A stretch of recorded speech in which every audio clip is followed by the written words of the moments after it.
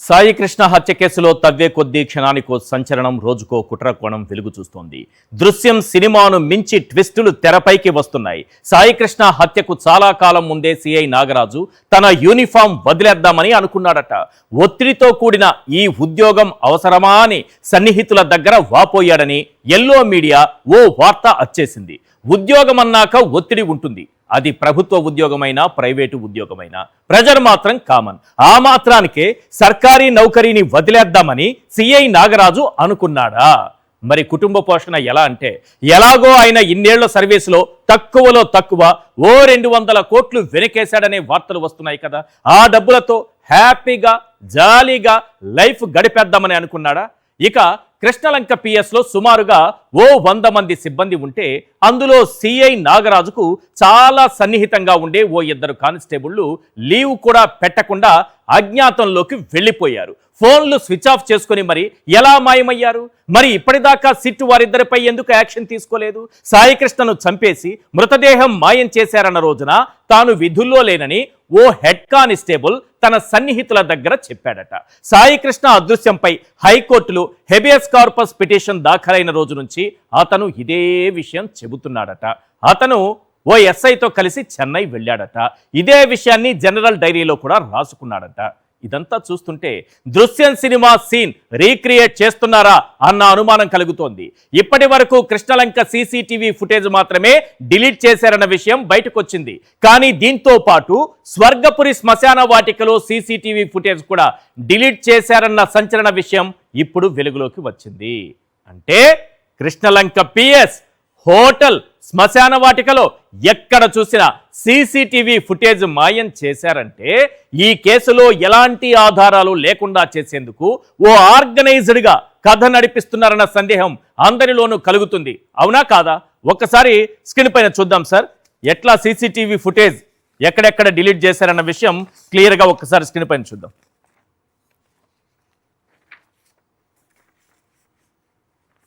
Yes, ఇది ఈనాడు దినపత్రిక. ఈనాడు దినపత్రికలో చాలా క్లియర్గా రాసుకుంటూ వచ్చారు సార్. కృష్ణలంక స్టేషన్లో దాదాపు ఏడాది పాటు డివిఆర్ ఎన్విఆర్లో నమోదైనటువంటి దృశ్యాలను తొలగించారు. ఇది పోలీస్ స్టేషన్లో, కృష్ణలంక పోలీస్ స్టేషన్లో ఒక ఏడాదికి సంబంధించినటువంటి సీసీటీవీ ఫుటేజ్ డిలీట్ చేశారన్న అంశానికి సంబంధించి వార్త.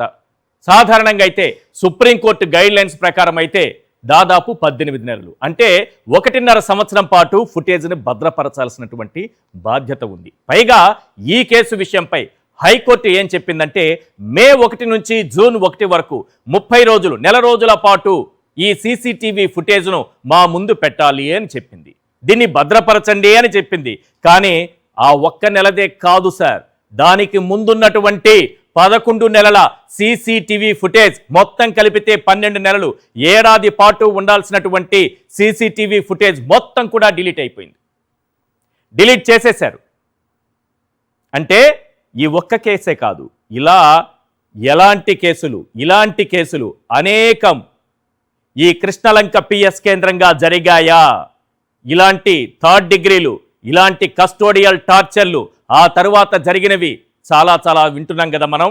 ఇలాంటివి అనేకం ఈ స్టేషన్లో ఉన్నాయా, జరిగాయా? అందుకే 1 ఏడాది సీసీటీవీ ఫుటేజ్ను డిలీట్ కొట్టేశారు. అయిపోయింది ఇది. నెక్స్ట్ అత్యంత కీలకమైన అంశం, 2వ పాయింట్ నోట్ చేసుకోండి సార్, చాలా కీలకమైన అంశం. శ్మశాన వాటికలో సీసీటీవీ ఫుటేజ్ని డిలీట్ చేశారని మీకు తెలుసా? మీకు తెలియదు కదా. అక్కడున్నటువంటి శవాల సాక్షిగా, దహనమైపోయినటువంటి మృతదేహాల సాక్షిగా అక్కడ ఉన్నటువంటి సీసీటీవీ ఫుటేజ్ను కూడా డిలీట్ చేశారు. ఇప్పటి వరకు మనం రికార్డుల ట్యాంపరింగ్ మాత్రమే అనుకున్నాము. ఆ రోజున ఏ రోజైతే సాయి కృష్ణ మృతదేహాన్ని ఆ స్వర్గపురికి తీసుకొచ్చి అక్కడ దహనం చేశారో ఆ రోజు మొత్తం 7 శవాలకు దహన కార్యక్రమాలు జరిగితే 7ంటికి 50 నుంచి 60 ఏళ్ల వయసు అని కామన్గా అన్నిటికీ ఒకే వయసు రాసుకొచ్చారు. కానీ సీసీటీవీకి సంబంధించిన అంశం ఈరోజు దినపత్రికలో మనకు కనిపిస్తోంది, ప్రజాశక్తి దినపత్రికలో. ముఖ్యంగా ఇక్కడ చూడండి సార్, ముఖ్యంగా కృష్ణలంక పిఎస్తో పాటు స్వర్గపురిలోని సీసీ ఫుటేజీ మాయం కావటంపై కూడా పలు అనుమానాలు వ్యక్తమవుతున్నాయి. క్లోజ్ చేశారు. సీసీటీవీ ఫుటేజ్ ఎక్కడా లేకుండా మాయం చేసేశారు. ఈ సందర్భంలో ఇంతకుముందే మనం విన్నాం, నెటిజన్లు ట్రోల్ చేస్తున్నారు మన మేడం గారిని, అనిత గారు ఎవరంటే హోంమంత్రి పదవి అంటే మేడం గారు ఏమనుకుంటారంటే జగన్ గారి హోంలో జరుగుతున్న విషయాలపై దృష్టి పెట్టడమే హోంమంత్రి పని అని అనుకుంటారు మేడం గారు. ఇక్కడ ఏం జరుగుతోందంటే ఈ సీసీటీవీలకు మేకప్ చేసి ప్యాకప్ చేసి మొత్తం టేకప్ చేసి తీసుకెళ్ళిపోయారు, డిలీట్ కొట్టేసి. మేడం గారు ఏమంటారంటే ఒకసారి వినండి సార్. ఈగల్ కన్ను అందరి మీద ఉంది, డ్రోన్స్ తిరుగుతున్నాయి. ఎక్కడ ఊరవతలకి వెళ్ళి చెట్టు కింద కూర్చొని నేను గాంజా కొడతానన్నా కూడా ఒక డ్రోన్ నీ మీదకి నుంచి వెళ్తుంది. అక్కడ నుంచి ఫొటోస్ వచ్చినాయి అంటే నువ్వు అక్కడ నుంచి వెళ్ళేలో పోలీస్ అక్కడికి వచ్చి కూర్చుంటాడు. అంటే అంత స్ట్రిక్ట్ గా కూడా ఈరోజు సర్వేలెన్సెస్ అనేవి పనిచేస్తున్నాయి. ఈరోజు విజయవాడ కమిషనరేట్ లో సుమారుగా ఏ మూలకెళ్ళినా కూడా ఈరోజు సీసీటీవీ కెమెరాస్ పనిచేసే పరిస్థితులు ఉన్నాయి, డ్రోన్స్ పనిచేసే పరిస్థితులు ఉన్నాయి. మేడం గారు చెప్తున్నారు సీసీటీవీ ఫుటేజ్ పనిచేస్తుందట, డ్రోన్లు పనిచేస్తున్నాయట. ఏం చేయాలి మేడం? డిలీట్ అయిపోతే ఏం చేయాలి మేడం? ఈగల్ కన్ను అందరి మీద ఉంది, డ్రోన్స్ తిరుగుతున్నాయి. ఎక్కడ ఊరవతలకి వెళ్ళి చెట్టు కింద కూర్చొని నేను గాంజా కొడతానన్నా కూడా ఒక డ్రోన్ నీ మీదకి నుంచి వెళ్తుంది. అక్కడ నుంచి ఫొటోస్ వచ్చినాయి అంటే నువ్వు ఈ గాలి కబుర్లు చెప్పడానికి ఈ ప్రభుత్వం ఈ గాలి కబుర్లు చెప్పుకుంటూ తిరగడానికి తప్ప. మేడం, ముచ్చుమర్రి బాలిక మృతదేహాన్ని తీసుకొచ్చారు ఇప్పటి వరకు. మీ సీసీ కెమెరాలు, మీ డ్రోన్లు ఏమయ్యాయి? జ్ఞానేశ్వరి ఆచూకీ కనుక్కున్నారా ఇప్పటి వరకు? 22వ రోజు ఇది. ఆచూకీ కనుక్కున్నారా? ముచ్చుమర్రి బాలిక మృతదేహాన్ని కాలువలో పడేస్తే ఇప్పటి వరకు డెడ్ బాడీని తీసుకురాలేదు. అత్యంత దారుణంగా ఆ అమ్మాయిని అత్యాచారం చేసి హత్య చేసి కాలువలో పడేశారు. 13 ఏళ్ల బాలిక. ఈ రోజు వరకు కూడా మీరు డెడ్ బాడీని తీసుకురాలేదు. మళ్ళీ సీసీ కెమెరాల గురించి మాట్లాడతారు, డ్రోన్ల గురించి మాట్లాడతారు. మనం చెప్పేదేమో ఆకాశం అంత ఎత్తులో, మన పనితీరు పాతాళంలో. ఇది మన పనితీరు ఇక్కడ కనిపిస్తున్నది. రైట్, అది చూసాం కదా. అటు ఈ కేసులో ప్రధాన నిందితుడిగా ఉన్నటువంటి సిఐ నాగరాజును ఒక హీరోలా, అతని చేతిలో దారుణంగా చనిపోయిన యువకుడిని ఒక విలన్లా ఎల్లో మీడియా ప్రొజెక్ట్ చేస్తోంది. ఒక యువకుడిని అక్రమంగా నిర్బంధించి పోలీస్ స్టేషన్లో చిత్రహింసలు పెట్టి అదీ చాలదన్నట్లు అతన్ని ఓ హోటల్ రూమ్లో బంధించి దారుణాతి దారుణంగా టార్చర్ చేసి ఆఖరికి అతడి ప్రాణాలు తీసేసి ఒక అనాథ శవంలా బస్టాండులో పడేసి స్వర్గపురి శ్మశాన వాటికలో తగలబెట్టేసి చివరకు ఆ బూడిదను కూడా మాయం చేసి ఈ కేసులో ఎలాంటి ఆధారాలు దొరకకుండా సీసీటీవీ ఫుటేజ్ డిలీట్ చేసిన వ్యక్తి హీరో అవుతాడా, విలన్ అవుతాడా? ఇలాంటి అసాంఘిక శక్తుల్ని ఒక హీరోలా చూపిస్తే సమాజం హర్షిస్తుందా? వ్యవస్థలకు పట్టిన ఇలాంటి చీడ పురుగుల్ని సంఘ సంస్కర్తల్లా ప్రొజెక్ట్ చేస్తే చరిత్ర క్షమిస్తుందా? ఈ పరిణామాల నేపథ్యంలో మనకు ఒక్క పేపర్ క్లిప్ ఒకటి చూపిస్తాను, స్క్రీన్ పైన చూడండి సార్. ఎస్, హోటల్లోని సీసీటీవీ ఇది కూడా పోయింది సార్.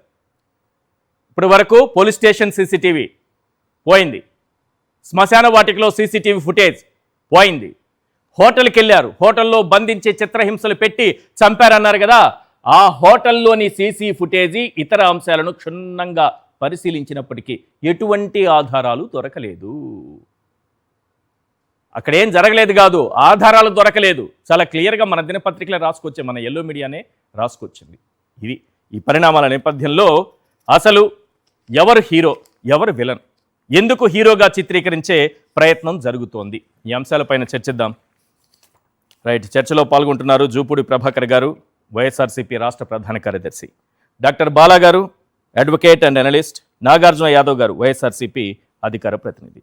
సార్ జూపూడి గారు, ఒక యువకుడిని కొట్టి చంపి డెడ్ బాడీని మాయించేసి ఆఖరికి బూడిద కూడా మిగలకుండా చేసిన తర్వాత ఈరోజు సోషల్ మీడియాలో ఆ సిఐకి అనుకూలంగా అతను ఒక హీరో అని, అతనికి చట్టం ఏదో ప్రత్యేకంగా తయారు చేసి, రాజ్యాంగం తయారు చేసి అతని చేతికి ఆ అధికారాలు ఇచ్చినట్టుగా అతన్ని చూపించేటటువంటి ప్రయత్నం జరుగుతుంది. పైగా అతని అరెస్ట్ సమయంలో కూడా మీరు చూసుంటారు, కొంతమంది ప్లకార్డులు పట్టుకొని వచ్చారు జనసేనకి సంబంధించి, జై నాగరాజు, జై జై నాగరాజు అని. ఈశ్వర్ గారు, మీకు సాక్షి ప్రేక్షకులకి ముందుగా మామూలుగా సమాజంలో అభాగ్యులు ఏం భావిస్తారంటే ఏ దిక్కు లేని వాడికి దేవుడే దిక్కు అంటారు. కానీ ఈరోజు ఆంధ్రప్రదేశ్ ప్రజలకి జగన్మోహన్ రెడ్డి గారే దిక్కయ్యాడు. కారణం ఏంటంటే నెల రోజుల క్రితం జరిగినటువంటి ఒక అంశం జగన్మోహన్ రెడ్డి గారు మాట్లాడేంత వరకు ఓకే వెలుగులోకి రాలేదు. మ్మ్. జగన్మోహన్ రెడ్డి గారు లేటుగా అయినా సరే మాట్లాడిన తర్వాత ఈ సబ్జెక్టు ఒక పెద్ద చర్చనీయాంశంగా రాష్ట్ర ప్రభుత్వం కూలిపోయే దశలోకి వెళ్ళింది ఈరోజు. మ్మ్. మామూలుగా అయితే ఒక 5-10 సంవత్సరాల క్రితం అయితే కంబైన్డ్ రాష్ట్రంలో కూడా మ్మ్. పౌర హక్కుల సంఘాలు, మానవ హక్కుల సంఘాలు, human rights, civil rights, Ambedkar యువజన సంఘాలు, లేకపోతే ఫ్యాక్ట్ ఫైండింగ్ కమిటీస్, ఇలాంటివన్నీ ఈ పార్టీకి ఈ రాష్ట్రంలో ఒక లెవెల్లో ప్రభుత్వాన్ని గడగడలాడించేవి. కానీ వాటన్నిటినీ భయపెట్టి నోళ్ళు మూయించినటువంటి రాజ్యాలు ఏవైతే ఉన్నాయో జగన్మోహన్ రెడ్డి గారిని నోరు మూయించలేకపోయాయి. వాళ్ళందరి పాత్రని జగన్మోహన్ రెడ్డి గారు, అతను వైఎస్ఆర్ కాంగ్రెస్ పార్టీ కార్యకర్త కాదు సాయికృష్ణ గారు, అవును కరెక్ట్, లేకపోతే ఇంకొక ఎవరో జగన్మోహన్ రెడ్డి గారికి ఏదో ఒక ఇది చేస్తే నువ్వు చేస్తే బాగుంటుందని చెప్పింది కూడా కాదు. అవును. అంటే ఒక మనిషి నిషేధించబడినటువంటి పోలీస్ స్టేషన్లో ఉన్న లాకప్లో లాకప్ డెత్స్ అన్ని కూడా నిషేధం. మ్మ్. Take police manual now. Okay. ఏ పోలీస్ స్టేషన్కి వెళ్ళండి, గతంలో లాగా పోలీస్ స్టేషన్లో లాకప్ అనేది మ్మ్.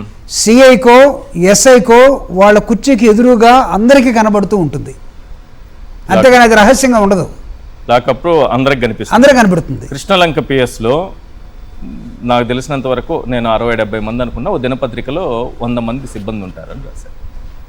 మరి రిమాండ్ రిపోర్ట్లో చూస్తే ఎవ్వరు చూసినట్టు ఒక్క సాక్షిని కూడా వీళ్ళు ప్రవేశపెట్టలేదు. అదే ఒక్కరు కూడా లేదు. ఒక్కరంటే ఒక్కరు ఆ స్టేషన్కి సంబంధించి ఒక్కరు కూడా సాయికృష్ణ ఆ స్టేషన్లో చూడలేదు. వాళ్ళు మళ్ళీ అక్కడే కొట్టి చంపారట. అంటే ఇక్కడ జగన్మోహన్ రెడ్డి గారు అడిగినట్టుగా సిబిఐ ఎంక్వైరీ చేస్తే మొత్తం తేగంతా కదలాల్సిన అవసరం ఉంది, డొంకంతా కదులుద్ది. నేను ఎందుకు చెప్తున్నానంటే పోలీస్ స్టేషన్తో సహా పోలీసులే భక్షకులుగా మారుతున్నారు అనే ఒక స్లోగన్ రైజ్ అయిన తర్వాత ఇదేమి రాజ్యం, ఇదేమి రాజ్యం, పోలీసు రాజ్యం, దోపిడీ రాజ్యం అనే స్లోగన్స్ ఈ రాష్ట్రంలో వచ్చిన తర్వాత, అంటే గత దశాబ్దాలకు ఉండొచ్చు, పోలీసుల్లో కూడా కొన్ని రిఫార్మ్స్ వచ్చేసి పోలీస్ స్టేషన్కి వచ్చిన వ్యక్తిని ఇష్టం వచ్చినట్టు కొట్టడానికి లేదని వాళ్ళు మాన్యువల్ చెప్తున్నాయి. ఆ క్రమంలోనే పోలీస్ స్టేషన్లో ఉన్నటువంటి లాకప్ కూడా ఓపెన్గానే పెట్టున్నాయి. కానీ కృష్ణలంకలో ఏం జరిగింది మీరు పెట్టే చూడండి, లంకంత కుట్రని, అది కుట్రకి దాని తర్వాత బహిర్గతం చేస్తే అన్నీ తెలుస్తాయి. జగన్మోహన్ రెడ్డి గారు ఒక వ్యక్తిని లాకప్లో చంపేసే హక్కు ఎవడిచ్చాడు? ఎందుకంటే తను కూడా గతంలో ముఖ్యమంత్రిగా చేశాడు. అవును. హ్యూమన్ రైట్స్ని రక్షించాలని ఒక ముఖ్యమంత్రిగా రాష్ట్ర హెడ్గా ఖచ్చితంగా ఉంటుంది. తనకు సంబంధం లేకపోయినప్పుడు కూడా ఒక పౌరుడుగా ఆలోచించి కదిలినటువంటి జగన్మోహన్ రెడ్డి గారు ఈరోజు మీ లంకని తగలబెట్టే దశలోకి రాష్ట్ర ప్రభుత్వంలో ప్రజలందరూ కూడా మాట్లాడుకున్న దశలో ఈరోజు చర్చ జరుగుతుంది. చర్చలో భాగమే ఈశ్వర్ గారు, మీరు, నేను ఈరోజు మాట్లాడుకుంటూ ఉన్నాం. దీన్ని ఒక అంశం మీరు అడిగారు, అసలు చంపిన వ్యక్తి ఎలా హీరో అవుతాడని. అవును, సినిమాలు చూస్తున్నాం కదా, యూనిఫామ్ వేసుకుంటే హీరో అయిపోతాడు క్రిమినల్, యూనిఫామ్ క్రిమినల్స్. సాయికృష్ణ అనే అతను ఏ తప్పు చేశాడో తప్పులను లిస్ట్ చేయండి, 22 కేసులు ఉన్నాయన్నారు. బట్ అతన్ని చంపే అధికారం ఎవడిచ్చాడు? అయితే నాగరాజు ఒక్కడే ఉన్నాడా చంపిన దానిలో? నేను అడుగుతా ఉన్నా, అసలు ఫండమెంటల్స్ ఆఫ్ ద కేస్ మీరు ఒకసారి తీయగలిగితే, ఇతను దొంగతనానికి అలవాటు పడ్డాడు, లేకపోతే గంజాయికి అలవాటు పడ్డాడు అనుకుందాం అందరు చెప్తున్నట్టుగా, అది అతని చరిత్ర మనం ఇంతవరకు తీయలేదు, తెలియదు కూడా. ఒకవేళ అదే నిజమైతే ఇతన్ని ఈ కృష్ణలంక పోలీస్ స్టేషన్లో ఉన్నటువంటి సిఐ నాగరాజుకి అప్పచెప్పింది ఎవడు? అప్పచెప్పే ముందు ఎక్కడి నుంచి తీసుకొచ్చాడు? స్టోరీస్ చెప్తా ఉన్నాయి, మార్కాపురం నుంచి ఒక టీము లిఫ్ట్ చేసి ఇక్కడ తీసుకొచ్చాయంట. ఈ టీము ఒకవేళ లిఫ్ట్ చేస్తే ఈ టీముని ఆదేశించింది ఎవడు? ఇందాక హోంమంత్రి గారు మాట్లాడుతూ విజయవాడ కమిషనరేట్లో ఉన్నటువంటి డ్రోన్స్ కానీ సీసీ కెమెరాలు, కమిషనరేట్ ఆల్సో, ఈ Krishnalanka also comes under the commissionerate. కనపడటం లేదా? నీ సీసీ కెమెరాలు మొత్తం మాయం చేశారని గొల్లున ఏడుస్తూ ఉంటే, మొత్తం రాష్ట్రం అంతా చెప్తూ ఉంటే కెమెరాలు ఉన్నాయి మీరు అన్నారు చూడండి ఇందాక చెప్పడానికి. గాలి కబుర్లు మాట్లాడటం కాదు, సొల్లు కబుర్లు ఇవన్నీ. ఎవడో చెప్తారు ఇవన్నీ? సీసీ కెమెరాలు ఉండాల్సిన చోట లేకుండా వెళ్ళిపోయినాయి, ఇక్కడ దానిలో మెటీరియల్ లేదు. సో ఈ మార్కాపూర్ నుంచి ఇక్కడ ఎవరు తీసుకొచ్చారు ఈ కుర్రవాడిని? ఒకవేళ కుర్రవాడిని తీసుకొస్తే అతన్నే తీసుకొచ్చారా? కుర్రవాడి రూపంలో డెడ్ బాడీని తీసుకొచ్చి పోలీస్ స్టేషన్లో పెట్టారా? So Nagaraju has to open his mouth. ఎప్పుడు ఓపెన్ చేస్తాడు? Yes. పోలీసులు ఎంక్వైరీ చేసుకుంటూ ఓపెన్ కాదు. అందుకే జగన్మోహన్ రెడ్డి గారు ముందు చూపుతోటి చాలా కరెక్ట్గా మానవ హక్కుల ఉల్లంఘన ఈ రాష్ట్రంలో జరుగుతున్నప్పుడు ప్రజల్ని ప్రశ్నిస్తేనో లేకపోతే ఇంకో పేరుతోనో మీరు నరహంతులుగా మారినప్పుడు ఈ పోలీస్ స్టేషన్లో జరిగినటువంటి కుట్రంతా బయటికి రావాలంటే హీ టోల్డ్ వెరీ క్లియర్లీ దీనికి సిబిఐ ఎంక్వైరీ వేయాలని చెప్పాడు. సిబిఐ ఎంక్వైరీని అడుగుతూ ఆయన ఇంకో మాట అన్నాడు తెలుసా, సిఐతో పాటు ఎవరిని బాధ్యతలు చేయాలి? ఏసీపీని బాధ్యులు చేయాలి. ఏసీపీ తోటి సిపిని బాధ్యం చేయాలి. సిపితో పాటు డీజీపీని బాధ్యం చేయాలి. అక్కడ వరకు వెళ్ళాలా అంటే? లేకపోతే ఎలా వస్తాయి? ఇప్పుడు నాగరాజు మీకు నాకు తెలిసి అతన్ని పోలీస్ కస్టడీకి ఇచ్చుంటారు సిట్కి. ఓకే, 12 రోజులు అడిగారు. ఒకళ్ళు ఇచ్చుంటే 12 రోజులు అతను ఇంట్రాగేట్ చేస్తారు. అవును. ఇంట్రాగేషన్లో ఏమని జరుగుతుంది? నాగరాజు ఈ బురువంతా నువ్వే మోయాల్సి వస్తుంది, మోస్తావా అంటే నేను మొయ్యలేనంటే నేను మొయ్యలేను సార్, అయిపోయింది నా పరిస్థితి. క్వశ్చన్ అర్థం కావా? ఏది సిట్ అడుగుతుందా? సిట్టు. ఓకే, ఇప్పుడు అతను నిలబెట్టి నువ్వు స్టాండ్ అని చెప్పి ఈ బరువంతా నువ్వే మోయాలి, ఇంకెవడు అతన్ని స్టాండ్ అని చెప్పి క్వశ్చన్ అడిగింది. క్వశ్చన్ అడిగితే నాగరాజు ఈ బరువంతా నేను మోయలేను సార్ అంటే ఏమవుతారో ఆ స్టేషన్లో ఉన్నటువంటి చాలా మంది బరువు అతనే మోయాల్సి వస్తుంది. నేను మొయ్యలేను అని అన్న రోజు ఎవడెవడు వస్తాడు ఇక్కడికి? ఓకే, జగన్మోహన్ రెడ్డి గారు అందుకే ముందు చూపుతోటి కమాన్ ఆస్క్ మార్కాపురం నుంచి కుర్రవాడిని ఎవడు తీసుకొచ్చాడో ఆ టాస్క్ ఫోర్స్ ఎవరి కనుచరణలో పనిచేస్తుంది.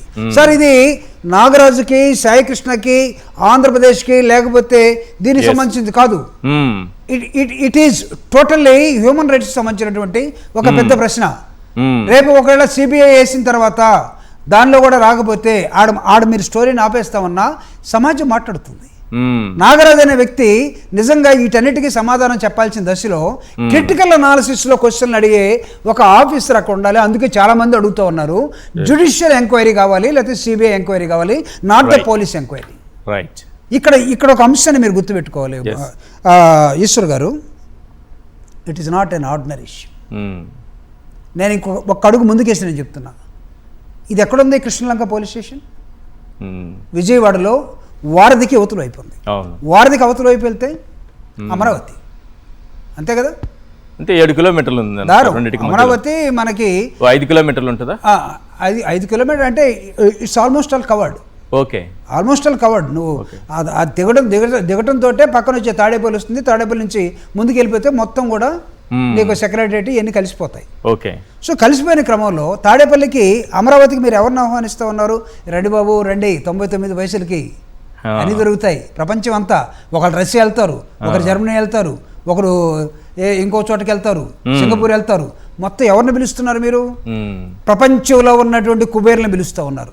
పిలిచిన తర్వాత పెట్టుబడి పెట్టిన తర్వాత నా పెట్టుబడికి సరైనటువంటి సమాధానాలు ఇక్కడ దొరకట్లేదు అని ఎవడైనా ఫారిన్ ఇన్వెస్టర్ అడిగితే వాడిని కూడా మీరు కృష్ణలంక పోలీస్ స్టేషన్ తీసుకెళ్ళి లాకప్లో పెడితే ఏమవుతుంది? వామ్మో, అలాంటిది జరగచ్చు అనుకుంటున్నారా?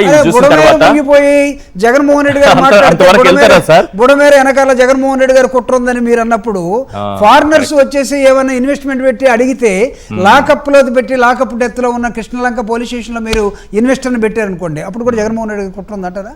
ఓకే, సో వీటన్నిటికీ సమాధానాలు చెప్పాల్సినటువంటి ఇంకొక అంశాన్ని మీరు తర్వాత తీసుకుంటారేమో నాకు తెలీదు. ఇక్కడ యూనిఫామ్ వేసుకున్నటువంటి ఈ క్రిమినల్ చనిపోయిన అతను సాయికృష్ణ క్రిమినల్లో కాదో ఎవరు నిర్ధారించలేదు. నిర్ధారిస్తే కేసులు ఉంటాయి 1 after 1. వాళ్ళ తల్లి అడుగుతూ ఉంది, మా వాడిని ఒకవేళ కొట్టి చంపేస్తే కనీసం బూడిదైనా ఇవ్వండి అయ్యా. ఇప్పుడు బూడిద రేపు 29వ తేదీ నాడు హైకోర్టుకి హెబియస్ కర్పస్లో వీళ్ళు బూడిదనిస్తారా? సీసీ కెమెరాల నుంచి బుట్టోడు చేసినటువంటి మీరు ఇందాక అన్నారు చూడు ఫుటేజీ, ఏదో ఒక రైమ్ చెప్పేశారు మీరు, ప్యాకేజీ. ఓకే, ఇది ఒకటి చెప్పారు. మళ్ళీ మనం బాగుండదులేండి, అతను మళ్ళీ మేకప్ ఇవన్నీ ఇస్తూ అవన్నీ మళ్ళీ ఇబ్బందులు అయిపోతాయి. సో రేపు కోర్టుకి ఏమి అయిపోతున్నారు? జగన్మోహన్ రెడ్డి గారు ఈ అంశాన్ని వెలికి తీయకపోతే, ఒక ప్రతిపక్ష నాయకుడిగా జగన్మోహన్ రెడ్డి గారు సాయికృష్ణ హత్యను గురించి మాట్లాడి వాళ్ళ అమ్మ దగ్గరికి వెళ్ళి కుటుంబం దగ్గరికి వెళ్ళి పరామర్శించకపోతే ఇది బయటకు వచ్చేదా? మీరు ఇందాక ఒక మాట అన్నారు, ఈ కృష్ణలంకలో సంవత్సరం నుంచి జరుగుతున్నటువంటి అనేక అంశాలు ఈరోజు ఫుటేజ్ లేదు అంటే నాకు ఒక డౌట్ వచ్చింది. ఈ నాగరాజు గారు ఈ స్టేషన్లో ఎంతకాలం నుంచి ఉన్నాడు చెప్పాలి మీరు? 6 నెలల క్రితం వచ్చాడా? 1 year క్రితం వచ్చాడా? 2 years బ్యాక్ వచ్చాడా? 1 year ఫుటేజ్ తీసి బయటపడాల్సిన అవసరం ఏంటి? 1 month. For the reason of 1 month footage, they have been removed 1 year footage మొత్తం రిమూవ్ చేశారు. ఇది పెద్ద క్రైమ్. నాగరాజు కనబడకపోవడం ఒక క్రైమ్ అయితే ఫుటేజ్ని మీరు తీసేయడం 1 year కలిపి తీసేయడం అనేది అతిపెద్ద క్రైమ్. ఇది మొత్తం మీకు సుప్రీంకోర్టు గైడ్ లైన్స్ ప్రకారం, పోలీసు గైడ్ లైన్స్ ప్రకారం ఇది పెద్ద క్రైమ్. అందుకే అతను ఆ బరువు మొయ్యలేడు. బరువు మొయ్యలేనప్పుడు అనేకమైన అంశాలని అతను బయట పెట్టాలి. ఆ బరువు దించిన రోజు చాలా విషయాలు బయటకు వస్తాయి. రైట్. నాగార్జున యాదవ్ గారు, పోలీసులపై విచారణ జరుపుతున్నటువంటి పోలీసులు నమోదు చేసిన కేసు, మొత్తం పోలీసులే, ఇక్కడ క్రైమ్ చేసింది పోలీసులే, విచారణ జరుపుతోంది పోలీసులే. ఈ దర్యాప్తులో నిజంగా వాస్తవాలు వస్తాయా? దర్యాప్తు సక్రమంగా జరుగుతుందా?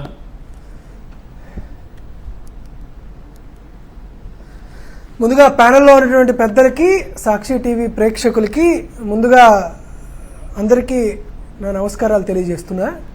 సరే, ఇప్పటిదాకా పెద్దలు మాట్లాడారు, పెద్దగా ఆయన గురించి మనం చెప్పాల్సిన పని లేదు. సమకాలీన రాజకీయ అంశాల్లో మాట్లాడేటువంటి పెద్దలు మా అందరికంటే బాగా ఎక్స్పీరియన్స్ ఉన్నటువంటి వ్యక్తులు కాబట్టి ముందుగా ఆయనకు ధన్యవాదాలు తెలుపుతున్నా. సరే, ఈ మొత్తం ఎపిసోడ్లో జరుగుతున్నటువంటి మొత్తం ఎపిసోడ్లో అసలు ఎవరు సమస్యపూరితమైనటువంటి ఎదుర్కొంటున్నారంటే మొత్తం పోలీసు వ్యవస్థే. ఈ పోలీసు వ్యవస్థే అత్యంత చంద్రబాబు నాయుడు గారు ముఖ్యమంత్రి అయిన తర్వాత ఒక కాంట్రవర్సీకి నెలకొనడం, వారికి ఏదో మాకు చంద్రబాబు నాయుడు గారు ముఖ్యమంత్రి అవ్వడం ఒక శాపంగా మారింది. ఎందుకంటే గతంలో చంద్రబాబు నాయుడు గారు ముఖ్యమంత్రి చేశారు, కానీ ఎప్పుడు పోలీసు శాఖకి ఈ మాత్రం శాపం దొరకల. కానీ ఈసారి duplicate CM Lokesh, deputy CM Pavan Kalyan, హోంమంత్రిగా అనిత గారు రావడం పోలీసు వ్యవస్థకు వచ్చినటువంటి ఒక పెద్ద పాపం. ఎందుకు చెప్తున్నారంటే, ఒకసారి పోలీసు శాఖలో ఉన్నటువంటి ఉన్నతాధికారులు పనిచేసేటువంటి బీట్ కానిస్టేబుల్, అదే సార్ వారందరికీ కూడా ఒక విజ్ఞప్తి చేస్తాం. ఒకసారి మీరు ఆలోచన చేయండి. ఈ రాష్ట్రంలో పోలీసుల్ని ఉపయోగించుకొని పోలీసుల కళ్ళుని తన చేత్తోనే గుచ్చాలేటువంటి ఒక ప్రయత్నం జరిగింది. ఎవరు సార్? పిఎస్ఆర్ ఆంజనేయులు గారు. ఎవరు అరెస్ట్ చేశారు ఆయన్ని? చంద్రబాబు నాయుడు గారి యొక్క వ్యక్తిగత రాజకీయ ప్రయోజనాల కోసం ఇదే పోలీసులు పిఎస్ఆర్ ఆంజనేయులు గారిని అరెస్ట్ చేశారు. మీ డీజీ ఏం తప్పు చేశాడు ఆయన? ముంబైలో ఒక సి గ్రేడ్ నటి, ఏ సినిమాలో యాక్ట్ చేసిందో కూడా తెలియదు, కాదంబరి జత్వాని, ఆవిడ్ని అరెస్ట్ చేశారు. అరెస్టు చేసి ఆవిడని ఇబ్బంది పెట్టారని ఆవిడ కంప్లైంట్ ఇస్తే, ఎవరిని సార్? పిఎస్ఆర్ ఆంజనేయులు గారిని అరెస్ట్ చేశారు మీరే, మీ చేత్తో మీరే మీ కన్నే పొడిపించుకున్నారు. పిఎస్ఆర్ ఆంజనేయులు గారు అంటే రాజకీయాలకు అతీతంగా ఒక ఉమేష్ చంద్ర గారు కడప జిల్లా ఎస్పీగా చేసి, ఈయన కర్నూలు జిల్లా ఎస్పీగా చేసి, ఆంధ్రప్రదేశ్ రాష్ట్రంలో వివిధ జిల్లాల్లో ఉండేటువంటి ఫ్యాక్షనిజాన్ని పార్టీలకు అతీతంగా పెకిలి వేసినటువంటి ఉన్నవాళ్ళు. అట్లాంటి పిఎస్ఆర్ ఆంజనేయుల్ని, పివి సునీల్ కుమార్ గారిని, సంజయ్ గారిని, కాంతిరాణ టాటాని, పాలరాజు గారిని, రఘురామరెడ్డి గారిని, అమ్మిరెడ్డి గారిని, విజయరావు గారిని కానీ, విశాల్ గున్నర్ గారిని, పరమేశ్వర రెడ్డి గారిని, జాషువా గారిని, 16 మంది ఐపీఎస్ అధికారుల్ని ఇదే పోలీస్ శాఖతో శాపం కొట్టినట్టు వారందరినీ జైలుకు పంపించారు. వారందరి మీద కేసులు పెట్టించారు. తమ స్వార్థ రాజకీయ ప్రయోజనాల కోసం ఈ లోకేష్, పవన్ జోడీలు కలిసి ఆ డమ్మీ ముఖ్యమంత్రి గారిని పట్టుకొని, ముఖ్యమంత్రిని, హోంమంత్రి గారిని పెట్టుకొని పోలీస్ శాఖలో ఉన్నటువంటి కీలకమైన అధికారుల్ని నీచాతిని అరెస్ట్ చేయించారు. ఈ వెసులుబాటు క్రియేట్ చేయగానే ఏం జరిగింది? నాగరాజు లాంటి వాళ్ళు ఈ రెడ్ బుక్ రాజ్యాంగాన్ని, చట్టాన్ని అతిక్రమించి వైసీపీ నాయకులను వారి మీద కేసులు పెట్టాం కదా, ఎట్లానో తప్పు వాళ్లే చేయమన్నారు కాబట్టి వీరు సొంత పనులు కూడా చేయడం మొదలుపెట్టింది. అంటే రాజ్యాంగం అసలు రాష్ట్రంలో మానవ హక్కులు లేకుండా పోయి నేరుగా ఒక మనిషిని తీసుకొని వచ్చి చంపేసి కస్టడీలో బూడిద చేసేటువంటి స్థాయికి వెళ్ళారంటే ఈ రాష్ట్రంలో అసలు సర్వేలెన్స్ ఉందా? పోలీసుల యొక్క పరిస్థితి ఏంటి? వారికి ఉన్నటువంటి ఎంక్వైరీ ఏంటి అనేది ఏమన్నా ఆలోచన ఉందా? ఏమి లేదు. కాబట్టి దీని గురించి వెళ్ళాలంటే ముందు ఈ శాపం, ఈ పోలీస్ శాఖకు మొత్తం శాపం ఆ లోకేష్, పవన్ కళ్యాణ్, మన హోంమంత్రి అనిత వీరి ద్వారానే జరిగింది. ఎందుకంటే ఆయన డమ్మీ సీఎం, ఆయన గురించి పెద్దగా మాట్లాడుకోవాల్సిన పని ఉండదు కాబట్టి. ఇప్పుడు ఈ కేసులోకి వద్దాం. ఇట్లానే ఒకసారి జరిగింది సార్, పరం సింగ్ సైని వర్సెస్ బల్జిత్ సింగ్ అని సుప్రీంకోర్టులో ఒక కేసు ఫైల్ అయింది. ఈ కేసు ఫైల్ అయితే జస్టిస్ నారిమన్ గారు ఒక అద్భుతమైనటువంటి తీర్పు ఇచ్చారు. ఇది భారతదేశంలో ఉండేటువంటి మానవ హక్కుల సంరక్షణ కోసం, పోలీసుల యొక్క రిఫార్మ్స్ కోసం ఇది ఉపయోగపడినటువంటి కేసు. ఈ కేసులో ఈ నాగరాజు గారిని మనం టార్గెట్ చేస్తూ ఉన్నాం. ఆ సాయి కృష్ణ గారి కేసులో అసలు ఎవరెవరు వస్తారో ఈ కేసులో చెప్దాం. ఏం చెప్పింది ఇది? ఆ కోర్టు, సుప్రీంకోర్టు యొక్క తీర్పు కాపీ పాపం నారిమన్ గారు రాశారు. ఇలాంటి గాజా సాయి కృష్ణ వాళ్ళు బలవకూడదనేటువంటి కారణంతో రాసినా కూడా పాపం జస్టిస్ నారిమన్ గారు రాసినటువంటి తీర్పు సాయి కృష్ణ గారి మరణాన్ని ఆపలేకపోయింది దురదృష్టవశాత్తు. కానీ ఆయన ఏం చేశాడంటే ఈ ఒక రాష్ట్రంలో 2 కమిటీలు ఏర్పాటు చేయాలి. ఒకటి state level observing committee SLOC, ఇంకొకటి డిస్ట్రిక్ట్ లెవెల్ అబ్జర్వింగ్ కమిటీ అని ఏర్పాటు చేసి ఈ స్టేట్ లెవెల్ కమిటీలు ఎవరెవరు ఉండాలో చెప్పారు చూడండి. Secretary to the home department, ఇప్పుడు సెక్రటరీగా ఆంధ్రప్రదేశ్ హోమ్ సెక్రటరీగా పనిచేస్తున్న వాళ్ళు మెంబర్గా ఉండాలి. సెక్రటరీ ఫర్ ఫైనాన్స్ డిపార్ట్మెంట్ మెంబర్గా ఉండాలి. డీజీ అంటే డీజీపీ మెంబర్గా ఉండాలి. స్టేట్ ఉమెన్ కమిషన్ చైర్పర్సన్ లేదా మెంబర్గా ఉండి ఒక స్టేట్ లెవెల్ కమిటీ ఏర్పాటు అవ్వాలి. అలానే డిస్ట్రిక్ట్ లెవెల్లో ఒక డివిజనల్ కమిషనర్ ఉండాలి, డిస్ట్రిక్ట్ మెజిస్ట్రేట్ ఉండాలి, ఒక ఎస్పీ లేదా సిపి ఉండాలి. వీళ్ళందరూ కలిసి ఒక కమిటీ ఏర్పాటు చేయాలి. స్టేట్ లెవెల్ కమిటీ వాళ్ళు ఏం చేయాలంటే అన్ని పోలీస్ స్టేషన్లో సీసీ కెమెరాలు ఫుటేజ్లకి వాటికి సంబంధించినటువంటి బడ్జెట్ అలొకేషన్ చేస్తే డిస్ట్రిక్ట్ లెవెల్ కమిటీ వాళ్ళు ఈ సీసీ కెమెరా పనిచేస్తున్నాయా లేదా, దీంట్లో ఉండేటువంటి స్టోరేజ్ ఎక్కడెక్కడ స్టోర్ అవుతుందని ప్రతిరోజు డిస్ట్రిక్ట్ లెవెల్ కమిటీ హెడ్ గా ఉన్నటువంటి వ్యక్తి దీన్ని పరిశీలించాలి. ఎవరయ్యా డిఎల్ఓసి హెడ్ గా ఉంది కృష్ణా జిల్లాలో? సిపి రాజశేఖర్ బాబు కాదా? సిపి రాజశేఖర్ బాబు గారు ప్రతిరోజు ఉదయం సాయంత్రం ఆ కమిషనరేట్ పరిధిలో ఉన్నటువంటి SHOలు అందరితోనూ కాన్ కాల్ ఉదయం సాయంత్రం మాట్లాడి ఎవరెవరు లాకప్ లో ఎంతమంది ఉన్నారు, ఎవరెవరు ఉన్నారు, వారి వివరాలు ఏంది, ఎన్ని రోజుల పాటు వాళ్ళు ఉన్నారని పొద్దున్నే 9ంటికి ఒకసారి, సాయంత్రం నైట్ 9ంటికి ఒకసారి వీళ్ళందరితో మాట్లాడ్డా రాజశేఖర్ బాబు గారు? రాజశేఖర్ బాబు గారు మాట్లాడినప్పుడు నాగరాజు గారు మాట్లాడతారు. ఖచ్చితంగా మాట్లాడి తీరాల్సిందే, ఖచ్చితంగా మాట్లాడి చేయగలసింది. మీట్స్ ఆఫ్ మీటింగ్స్ జరగాల్సిందే. ప్రతిరోజు 40 రోజుల పాటు కృష్ణలంక పోలీస్ స్టేషన్ లో ఉన్నాడని చెబుతున్నటువంటి తరుణంలో ఈ 40 రోజుల పాటు నాగరాజు గారి SHOగా ఉన్నటువంటి పోలీస్ స్టేషన్ లో గాదే సాయి కృష్ణ ఉన్నాడని సిపి రాజశేఖర్ బాబు గారికి తెలియకుండా ఎట్లుంటుంది? ఖచ్చితంగా తెలిసింది కదా. మరి తెలిసి కూడా రాజశేఖర్ బాబు గారు ఎందుకు ఎంక్వైరీ చేయలేదని మేము అడుగుతున్నాం. దాంతో పాటు అదే కాదు కదా, నిజంగానే ఆయన పైన అర్జీ ఇచ్చి దండం పెట్టి వేడుకుంది. ఫలానా పోలీస్ స్టేషన్ కి తీసుకెళ్లారు, నా కొడుకు ఏమైపోయాడో తెలియదు, సిఐ నాగరాజు నా కొడుకు ఇక లేడు, నీ కొడుకు ఇక లేడు, దండేసి దండం పెట్టుకో అని చెప్పేశాడు అని వెళ్ళి చెప్పింది ఎంక్వైరీ చేయమని. అప్పుడు కూడా తెలుసు కదా సిపి రాజశేఖర్ బాబు గారు అసలు కథా స్క్రీన్ ప్లే రాజశేఖర్ బాబు గారు, ఈశ్వర్ గారు, రాజశేఖర్ బాబు గారే కర్త కర్మ క్రియ దర్శకత్వం స్క్రీన్ ప్లే మొత్తం ఆయనదే. అయితే ఆయన దగ్గరికి వెళ్ళి మొరపెట్టుకుంటే ఏమొచ్చింది?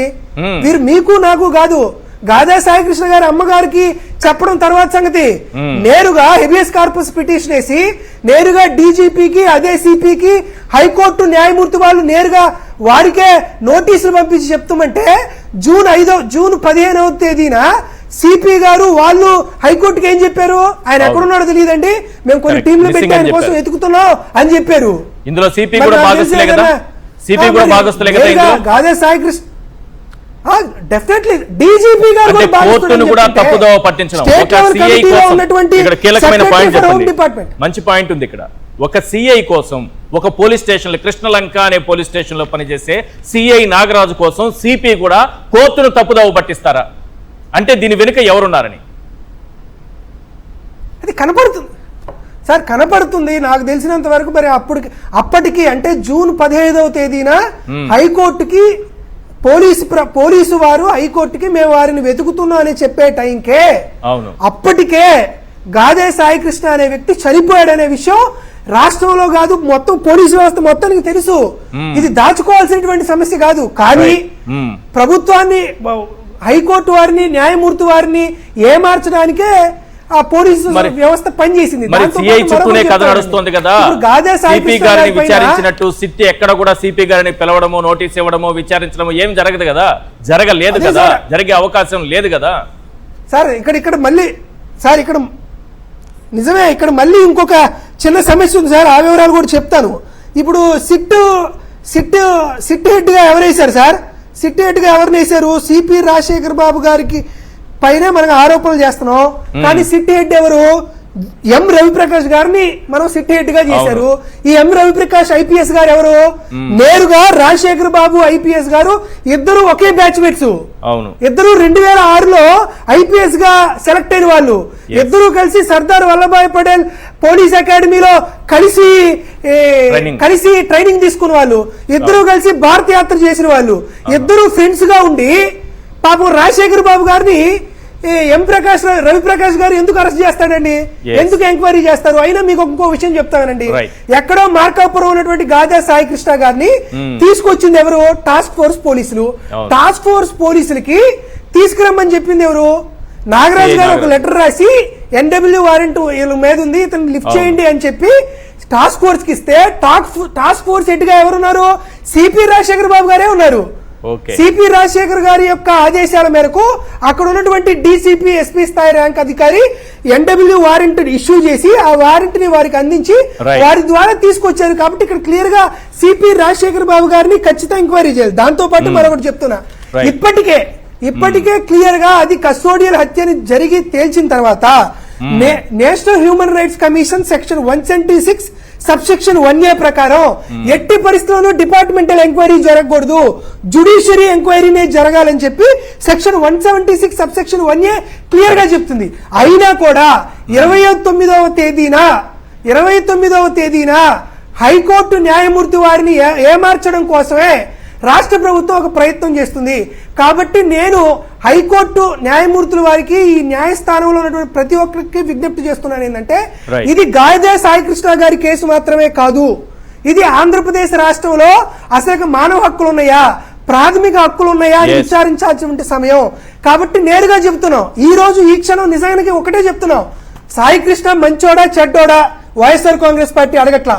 అతను క్రిమినలా నాన్ క్రిమినలా వైఎస్ఆర్ కాంగ్రెస్ పార్టీ అడగట్లా. అతని మీద కేసులు ఉన్నాయా లేవా అనేది వైఎస్ఆర్ కాంగ్రెస్ పార్టీ అడగట్లా. ఇతను భారతీయుడుగా, ప్రజాస్వామ్య బద్ధతిగా, స్వతంత్ర భారతదేశంలో ఉన్నటువంటి ఈ వ్యక్తికి ప్రాథమిక హక్కులు, ఫండమెంటల్ రైట్స్ ఉన్నాయా లేవా, లేకుండా నేరుగా అతన్ని అరెస్టు చేసి నేరుగా దేవాలయం లాంటి పోలీస్ స్టేషన్ లోనే అతన్ని కొట్టి చంపి తెలియకుండానే అతన్ని బూడిద చేయడం భారతదేశ చరిత్రలో ఎప్పుడూ కనీ విని చేయనటువంటి అత్యంత ఘోరమైనటువంటి పరిస్థితి. కాబట్టి భారత రాజ్యాంగాన్ని కాపాడాల్సినటువంటి బాధ్యత గౌరవ న్యాయస్థానం మీద ఉంది. కాబట్టి గాదా Sai Krishna versus state of Andhra Pradesh అనేటువంటి ఈ రాబోయే కేసు భారతదేశంలో జరిగేటువంటి మిగతా కేసులన్నిటికీ స్ఫూర్తి కావాలని మనస్ఫూర్తిగా కోరుకుంటూ, ప్రజాస్వామ్యం ఉండాలని మనస్ఫూర్తిగా వైఎస్ఆర్ కాంగ్రెస్ పార్టీ తరఫున కోరుకుంటున్నాం. రైట్. డాక్టర్ బాలా గారు, సీసీటీవీ ఫుటేజ్ అనేది చాలా కీలకంగా మారింది. ఇప్పుడున్న టెక్నాలజీ వీళ్ళు డిలీట్ కొట్టినంత మాత్రాన దాన్ని రికవరీ చేయడం అనేది పెద్ద విషయం ఏం కాదు, బ్యాకప్ కూడా ఉంటుందని అంటున్నారు. కానీ ఏ స్టేషన్లో అయితే అతన్ని హింసించారో ఆ స్టేషన్కి సంబంధించిన సీసీటీవీ ఫుటేజ్ 1 year ఫుటేజ్ లేదట. హోటల్లో తీసుకెళ్లి బంధించి కొట్టారంటున్నారు, అక్కడ ఏ ఆధారాలు దొరకలేదని అంటున్నారు. ఇక శ్మశాన వాటికి తీసుకెళ్లి కాల్ చేసిన తర్వాత డెడ్ బాడీని ఆ బూడిది కూడా మిగల్చకుండా చేశారంటున్నారు కదా, అక్కడ కూడా సీసీటీవీ ఫుటేజ్ తొలగించారని అంటున్నారు. ఇంత ప్రీ ప్లాన్డ్గా ఈ సీసీటీవీ ఫుటేజ్ తొలగించడం అనేది పోలీసులు ఒక క్రైమ్ని ఎలా చేయాలో బాగా పగడ్బందీగా నేర్చుకుని చేసినట్టు అనిపిస్తుందా? సాక్షి ప్రజలకి, అలానే ఈరోజు డిబేట్ లో పార్టిసిపేట్ చేస్తున్న నాగార్జున గారికి, అదేవిధంగా జూపుడి గారికి అండ్ మీకు గుడ్ ఈవినింగ్ అండి. గత డిబేట్ లో ఈశ్వర్ గారు నేను చాలా కేటగారికల్ గా క్లియర్ గా చెప్పా, this is a legal crime అని చెప్పేసి, పోలీస్ మర్డర్ అని చెప్పా. జనరల్ గా లీగల్ అనేది ఎందుకంటే వాడతామంటే, లీగల్ క్రైమ్ జరిగితే కాపాడడం కోసం లీగల్ ఉంటది, అవును, కానీ లీగల్ ని వాడుకొని క్రైమ్ చేసే పద్ధతి ఇది. ఓకే, జనరల్ గా ఇప్పుడు పోలీస్ డిపార్ట్మెంట్ ఉండేది దేనికండి? దొంగలు దోచుకుంటే కాపాడడం కోసం, ఎవరైనా కొడితే కాపాడడం కోసం, ఎవరైనా మర్డర్ చేస్తే వాళ్ళని పట్టుకోవడం కోసం, లేకపోతే థెఫ్ట్ ఎక్కడైనా జరిగితే దాన్ని రికవరీ చేసి చేయడం కోసం, అవునా? అవును. భారతదేశంలో మనకున్న ఇన్స్టిట్యూషన్ లో 3 tier సిస్టమ్ లో లెజిస్లేటర్, ఎగ్జిక్యూటివ్, జ్యుడిషియరీ ఉన్న వ్యవస్థలో మెయిన్ 90% ఎక్కువగా వర్క్స్ నచ్చేదంతా కూడా ఎగ్జిక్యూటివ్ మీద, అవునా? ప్రతి ఒక్కరు సామాన్యుడు పొద్దున్న లేచిన దగ్గర నుంచి సాయంకాలం నిద్రపోయేంత వరకు ఎక్కువగా డిపెండ్ అయ్యేది ఎగ్జిక్యూటివ్ వ్యవస్థ మీద. అవును. ఈ రోజు ఎగ్జిక్యూటివ్ వ్యవస్థనే భక్షకుల్లాగా మారిపోయి, రక్షకులు ఉండాల్సిన భక్షకుల్లాగా మారిపోతే ఇప్పుడు వాటిని మనం ఏమని చెప్పాలి? అంటే నార్మల్ వాళ్ళ లెక్కన క్రిమినల్స్ అనడం లీగల్ క్రిమినల్స్ అనాలి వీళ్ళని. అవును. ఎందుకో నేను మళ్ళీ ఇంకో ఎగ్జాంపుల్ చెప్తాను సార్. ఇప్పుడు డీజీపీ స్థాయిలో ఉన్న వ్యక్తులు ఎవరైతే ఉన్నారో వాళ్ళ యొక్క డ్యూటీ ఏంటంటే పొద్దు నుంచి సాయంకాలం వరకు సిస్టమ్ మొత్తం ఎలా పనిచేస్తుందని చూడడం వాళ్ళ పని. అవును. కమిషనర్ స్థాయిలో ఉన్న వాళ్ళు ఏంటంటే వాళ్ళ యొక్క జ్యూరిస్డిక్షన్ లో ఉన్నది చూసుకోవడం వాళ్ళ పని. ఐపీఎస్ ఆఫీసర్లు, అలానే ఎస్హెచ్ఓలు, ఇంకా మిగతా వాళ్ళు కూడా. ఇక్కడ ఈ కేసు స్పెసిఫిక్ గా తీసుకుంటే ఇండియాలో this is a historical case. First one thing, ఎందుకు హిస్టారికల్ కేసు అంటున్నానంటే హిస్టరీని క్రియేట్ చేస్తుంది. భారతదేశంలో ఉన్న ప్రతి పోలీస్ వ్యవస్థలో ప్రతి ఒక్కరు కూడా మేల్కొని చూడాల్సిన పరిస్థితులు ఉన్నాయి. రెండో విషయము, భారతదేశంలో ఉన్న ప్రతి పౌరుడు కూడా మేలుకొని ఈ పరిస్థితిని చూడాలి. రేపటి రోజున పోలీస్ వాళ్ళు ఇదే విధంగా ప్రతి పౌరుడిని చేయడానికి గ్యారంటీ ఎవరిస్తారు? That is my question. Number 1. Number 2, ఇప్పుడు పోలీస్ వ్యవస్థలో ఇప్పుడు వీళ్ళు ఏమంటున్నారు, సిట్ వేసాము, ఇన్వెస్టిగేషన్ చేస్తున్నాము, ఆధారాలు దొరకట్లేదు అని ఎప్పుడైతే వీళ్ళు అంటున్నారో the SIT and officers are incompetent, inefficiency. Direct గా చెప్తున్నా, you are incompetent are inefficiency. The reason you doesn't have a mind application to find out the truth. You don't know as per the CRPC and the doctrines res gesta you need to be follow. You need to find out. అది వాళ్ళకి తెలిసినా వాళ్ళు చేయట్లేదు. ఎందుకు అంటే deliberate omission. Deliberate omission is a crime. Murder తో పాటు ఇది ఇంకొక మర్డర్ 120B.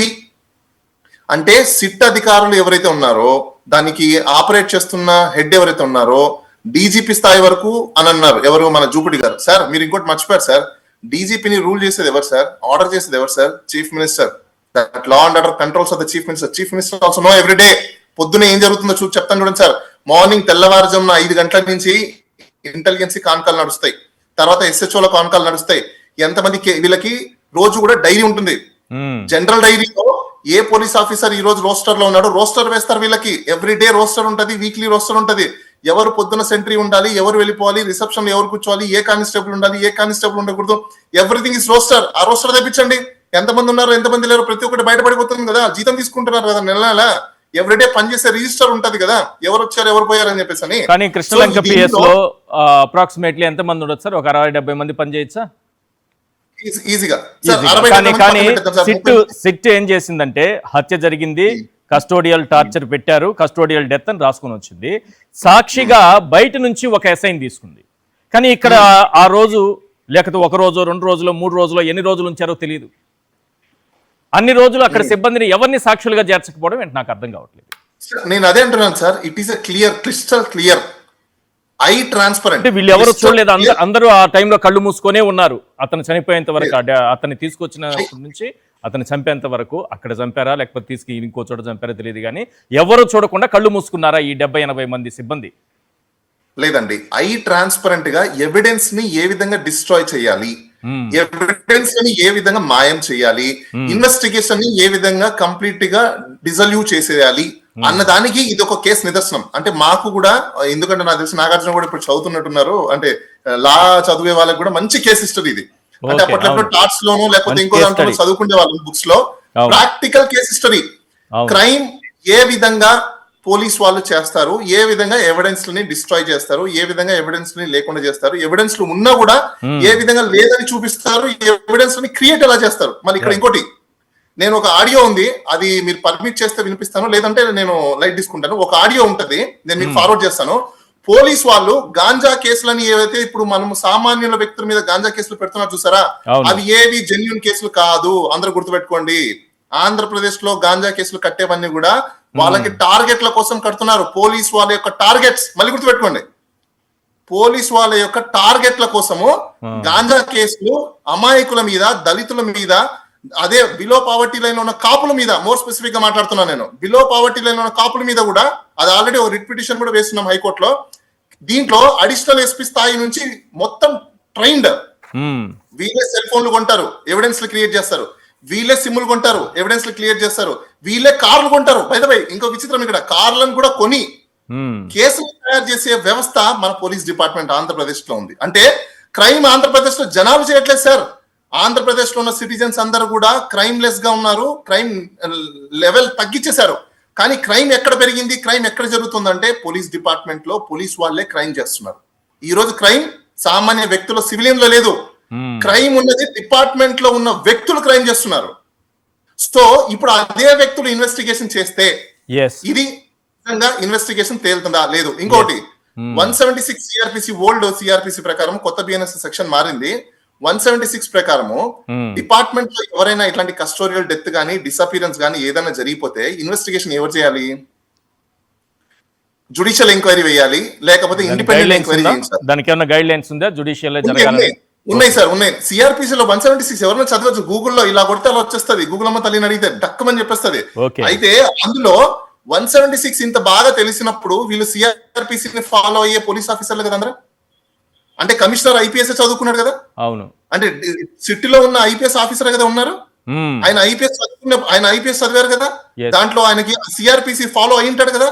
ఏం 176 కనిపించలేదా మీకు? Are you really competent officers? Right. 176 ఏమని చెప్తుంది? when it is a departmental of any custodial death or a person who is involved. నేను మళ్ళీ చెప్తున్నాను సార్, ఎవరైతే ఇన్వాల్వ్ అయింటారో, ఒకవేళ ఇలాంటి డిటెన్షన్ జరిగింటే, డిస్ట్రాయ్స్ జరిగింటే ఖచ్చితంగా ఇండిపెండెంట్ ఎంక్వైరీ జరగాలి సార్. ఎఫ్ఐఆర్ కట్టిన దగ్గర నుంచి నేను మళ్ళీ చెప్తున్నాను సార్, ఈ ఇన్వెస్టిగేషన్ చేసేది ఏదైతే ఉందో వీళ్ళందరూ కూడా దోషులు అవుతారు. ఇన్వెస్టిగేషన్ సిట్ కూడా దోష అవుతుంది. ఎందుకంటే ఎవిడెన్స్ లని ట్యాంపర్ చేయడానికి, మిస్లీడ్ చేయడానికి, ఇన్వెస్టిగేషన్ మిస్లీడ్ చేయడానికి ఒక సిట్ ని క్రియేట్ చేసిన సిట్ కూడా ఈ రోజు అఫెన్స్ అండర్ లోకి వస్తుంది. రీజన్ చెప్తాను నేను. మిస్లీడింగ్ ఏదైతే చేస్తున్నారో పబ్లిక్ ని, అదే విధంగా disobedience and omission of your duties 118 IPC ప్రకారం మీరు ఒమిషన్ చేస్తున్నారు. 201, 212 ఈ సెక్షన్స్ అన్ని అప్లై అవుతాయి వాళ్ళకి. ఎందుకు అప్లై అవుతాయంటే మీరు కాంపిటెంట్ కాదని తెలిసినప్పుడు, సపోజ్ ఇప్పుడు నేను ఉన్నాను సార్, నేను ఒక కాంపిటెంట్ కాదు అన్నప్పుడు, డ్రైవింగ్ తోలడం నాకు రాదు అన్నప్పుడు, డ్రైవింగ్ లైసెన్స్ లేకపోతే ఏమవుతుంది సార్? క్రైమ్ కదా. క్రైమే కదండి. ఇప్పుడు వీళ్ళకి కాంపిటెన్స్ లేదు అని చెప్పేసి అని సిట్ ని వేస్తే అది క్రైమా కాదా చెప్పండి నాకు. కరెక్టే కదా. తల్లే ఇప్పుడు జుడిషియల్ ఎంక్వైరీ కావాలని వెళ్ళింది కదా. ఎగ్జాక్ట్లీ సార్, అది మ్యాండేటరీ సార్. అది 176 మ్యాండేటరీ. ఇది చెప్పింది నేను కాదు. రాజ్యాంగ పరంగా పార్లమెంట్ లో చట్టం తయారై ఉంది. ఆ చట్టాన్ని ఈరోజు తుంగలో తొక్కుతున్నారంటే పోలీస్ వ్యవస్థ. ఇంకా మీరు అర్థం చేసుకోండి, ఆంధ్రప్రదేశ్ లో మీరు ఇంకోటి కూడా ప్రజలందరూ కూడా, నేను ఒక చిన్న ఒక ఇంపార్టెంట్ థింగ్ చెప్తాను సార్ పోలీస్ వ్యవస్థ గురించి. అదే విధంగా ప్రజలందరూ తెలుసుకోవాల్సిన విషయం ఏంటంటే, మీకు ఎవరైనా పోలీస్ ఆఫీసరు కొడితే, మీరు దెబ్బలు తింటున్నారు అనుకుంటే ఇమ్మీడియట్లీ మీరు మీ ప్రొటెక్షన్ చేసుకోండి, సెల్ఫ్ డిఫెన్స్ తీసుకోండి. మీరు వెయిట్ చేయాల్సిన అవసరం లేదు.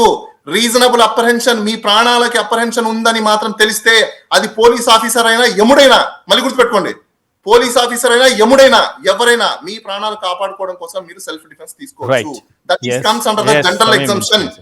రైట్. Thank you sir. చర్చలో పాల్గొన్నందుకు బాలా గారు, అలాగే నాగార్జున యాదవ్ గారు, జూపూడి ప్రభాకర్ గారు, thank you so much sir. ఇది ఇవాల్టి చర్చా కార్యక్రమం. చూస్తూనే ఉండండి సాక్షి టీవీ.